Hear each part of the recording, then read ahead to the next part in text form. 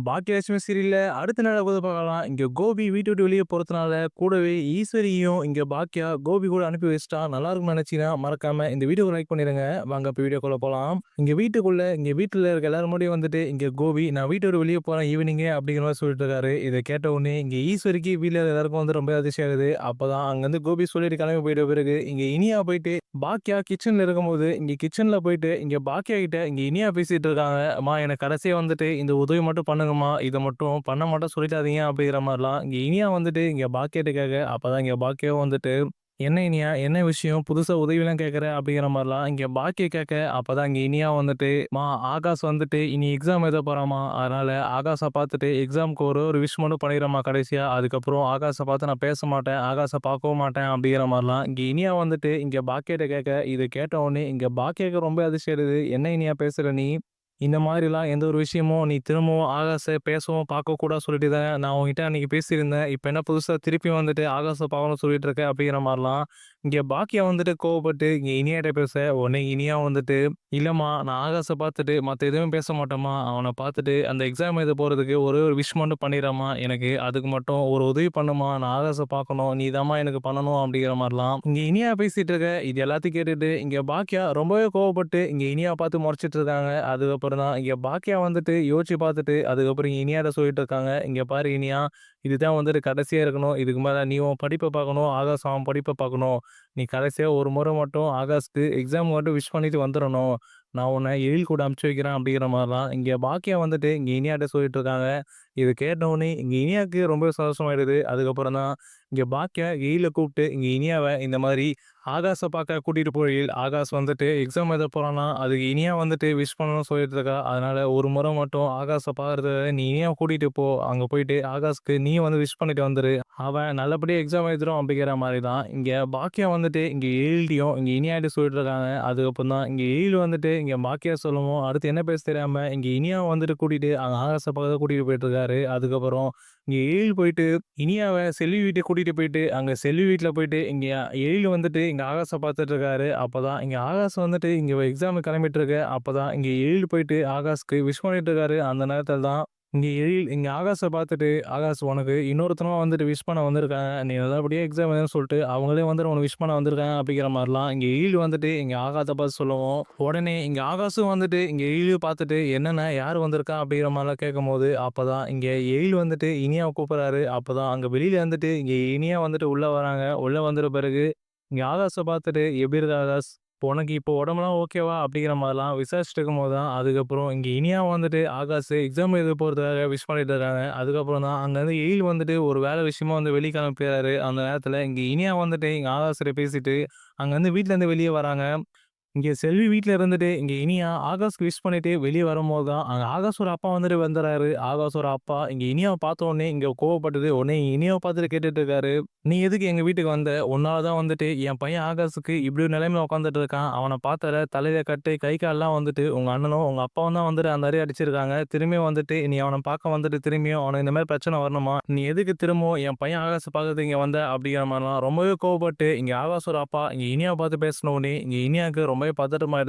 என்ன இவரு இப்படிலாம் பேசியிருக்காரு அப்படிங்கிற மாரி. அப்பதான் இங்க ஆகாஷோட அப்பா வந்துட்டு இங்க இனியாவ பார்த்துட்டு, "இங்க பாரு உன்னாலயும் உன் குடும்பத்தால தான் வந்துட்டு என் பையனுக்கு இப்படி நிலைமை ஏற்பட்டிருக்கு. திரும்பவும் வந்துட்டு இந்த மாரி ஏதாவது ஆச்சு அப்படின்னா நான் சும்மாவே இருக்க மாட்டேன். ஏற்கனவே வந்துட்டு என் பையன உங்க அண்ணனும் உங்க அப்பாவும் அடிச்சதுக்கு போலீஸ் ஸ்டேஷன்ல கம்ப்ளைண்ட் குடுக்கலாம்னு சொல்லி நான் யோசிச்சுட்டு இருந்தேன். ஆனா செல்வி தான் வந்துட்டு வேணாம் சொல்லிட்டா. அதுக்கு தான் வந்து நான் இப்போ வரைக்கும் அமைதியா இருக்கேன். திரும்பவும் எங்க வீட்டுக்கு நீ வந்த அப்படின்னா, நான் கண்டிப்பா போலீஸ்கிட்ட கம்ப்ளைண்ட் குடுத்துருவேன்." அப்படிங்கிற மாரிலாம் ரொம்பவே கோவப்பட்டு, இங்க ஆகாஷோட அப்பா பேசிட்டு இருக்க. இதெல்லாம் கேட்டுட்டு இனியாக்கு ரொம்ப பதட்டமாயிடுது. அதுக்கப்புறம் அங்கருந்து இனியா கண்கலங்கிட்டு அங்கருந்து கிளம்பி போயிடுறாங்க. இங்க இனியா வந்துட்டு இங்க வீட்டுக்கு வந்துட்ட பிறகு, ஒரு மாரி அழுதுட்டே வந்துட்டு இங்க ரூம்குள்ள உட்காந்துட்டு இருக்காங்க. அப்பதான் அந்த நேரத்துல இங்க வீட்டுக்குள்ள இங்க சோபா மேல வந்துட்டு இங்க கோபியும், அது மட்டும் இல்லாம ஈஸ்வரியும் உட்காந்து பேசிட்டு இருக்காங்க. அந்த நேரத்துல தான் இங்க ஆகாஷோட அப்பா வந்துட்டு இங்க வீட்டுக்குள்ள வராரு. இங்க வீட்டுக்குள்ள வரவும், வீட்டுக்குள்ள வந்துட்ட பிறகு இங்க ஆகாஷோட அப்பா வந்துட்டு இங்க வீட்டுக்குள்ள "யாருயா வெளில வாங்க" அப்படின்னு கூப்பிடும்போது தான், அப்பதான் இங்க ஈஸ்வரியும் கோபியும் வந்துட்டு வெளில வராங்க.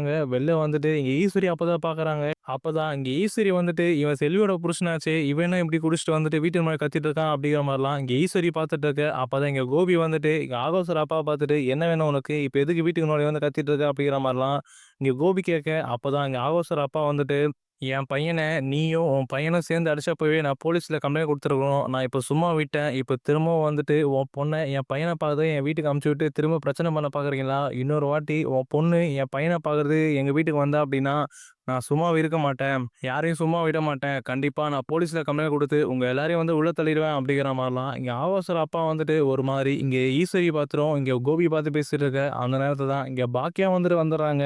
இங்க பாக்கியா வந்துட்டு, இங்க ஆகாஷோட அப்பா வந்துட்டு, இங்க ஈஸ்வரிய பார்த்தும், கோபிய பார்த்தும் பேசிட்டு இருக்கும்போது தான், இது எல்லாத்தையும் வந்துட்டு இங்க பாக்கியா நின்டு கேட்டுட்டு இருக்காங்க.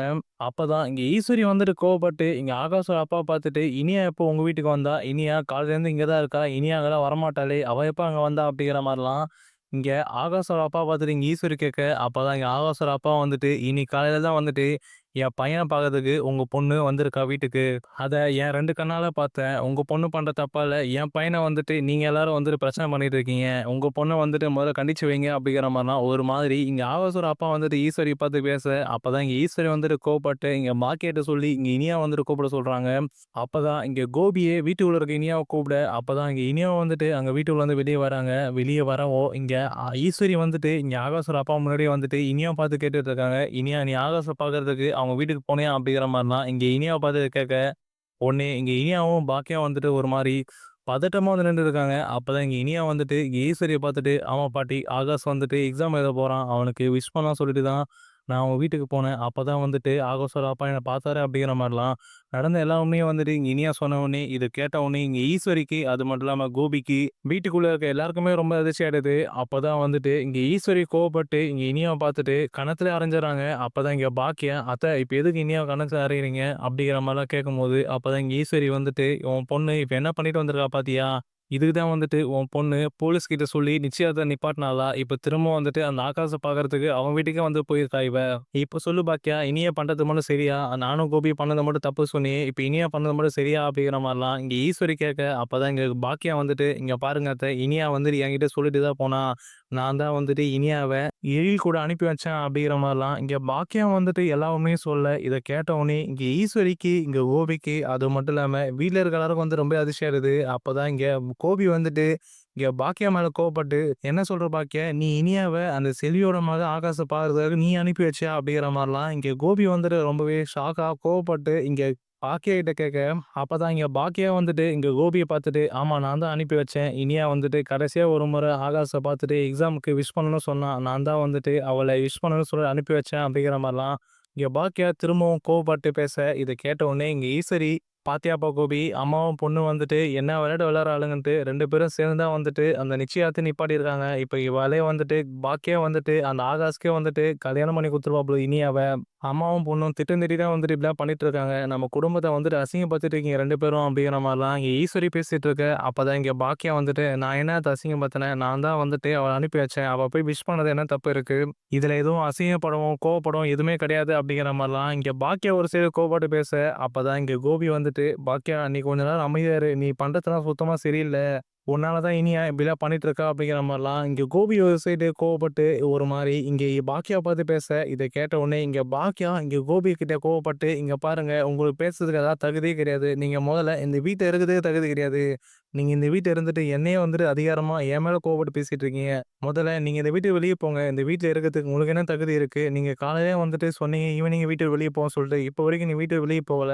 நீங்க இப்பவே வந்துட்டு இதுக்கு மேல இந்த வீட்ல இருக்கக்கூடாது. வீட்ட விட்டு வெளிய போங்க." அப்படிங்கிற மாதிரிலாம் இங்க பாக்கியா ஒரு மாதிரி கோவப்பட்டு, இங்க கோபிய உடனே வீட்டு வெளிய போக சொல்ல, அப்பதான் இங்க கோபி வந்துட்டு அடுத்த வார்த்தை என்ன பேச தெரியாம அமைதியா நின்னுட்டுருக்காரு. அப்பதான் இங்க ஈஸ்வரி வந்துட்டு, "நீயும் உன் பொண்ணு இனியாவும் பண்ண தப்புக்கு என் பையன் கோபி எதுக்கு வீட்ட விட்டு வெளிய போணும்? அவன் வீட்ட விட்டு வெளிய போணும் சொல்லிட்டான்னா, வீட்ட விட்டு வெளிய போய் தான் ஆகணுமா? அவன் என்ன தப்பு பண்ணான்?" அப்படிங்கிற மாரிலாம் இங்க ஈஸ்வரி வந்துட்டு இங்க பாக்கியாவ பார்த்து கேட்க, அப்பதான் இங்க பாக்கியா வந்துட்டு, "இங்க பாருங்க, அதெல்லாம் எனக்கு தெரியாது. இந்த வீடு வந்துட்டு என் பேர்ல இருக்கு. இந்த வீடு என் பேர்ல இருக்கும்போது, இவரு இந்த வீட்ல இருக்கக்கூடாது. இவரு இந்த வீட்ல இருந்துட்டு என்னைய அதிகாரம் பண்ணிட்டு இருக்காரு.